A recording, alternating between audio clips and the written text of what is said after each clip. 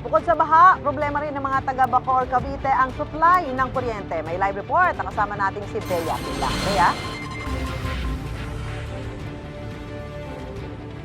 Susan, panaka-naka na lang ang ulan dito sa Barangay Aniban 1 sa Bacoor, Cavite. Pero ang baha hindi pa tuluyang humuhupa. Kwento ng ilang residenteng nakausap natin, pinakamalaking perwisyo na sa kanila ay wala pa rin kuryente hanggang ngayon. Madilim, maulan at binabaha pa rin. Yan ang bumungad sa amin kaninang madaling araw sa Barangay Aniban 1 sa Bacoor, Cavite. Mahigit isang araw nang iniinda ng mga residente ang perwisyong dulot ng malakas na ulan at baha sa kani-kanilang mga bahay. Ang kailangan po talaga namin dito, kuryente. Kuryente po talaga. Ayan, nire-request namin.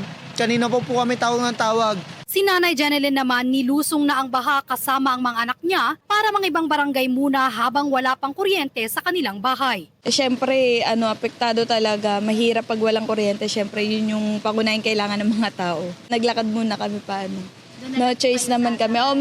Lang kami, ng kuryente.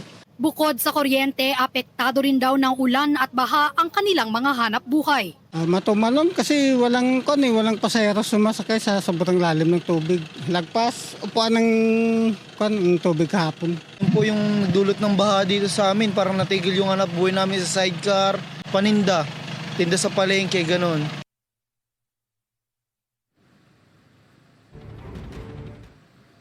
Ang ilang residente na nakausap natin, talagang sinusuong na yung baha para lang makapasok sa kanilang mga trabaho ngayon. At yung ilan naman, nangingibang barangay na talaga para lang makigamit ng kuryente sa mga kakilala nila. At yan ang unang balita mula rito sa Bacoor, Cavite. Bea Pinlac para sa GMA Integrated News. Mga kapuso, para una ka sa mga balita, mag-subscribe sa GMA Integrated News sa YouTube. Sa mga kapuso abroad, subaybayan niyo po kami sa GMA Pinoy TV at sa www.gmanews.tv.